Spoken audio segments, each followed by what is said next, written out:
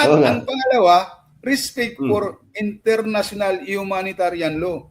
Mahalaga po itong respect for international humanitarian law kahit apat lang siya, apat na usapin siya, kasi ito yung sinabi na kahit may giyera, kahit may armed conflict, maging humane man lang sana ang giyera. Dahil mayroong international humanitarian law na pinagpirmahan o pinangakuan na ipapatupad ng dalawang parte, ng gobyerno at National Democratic Front of the Philippines. Mahalaga po yun.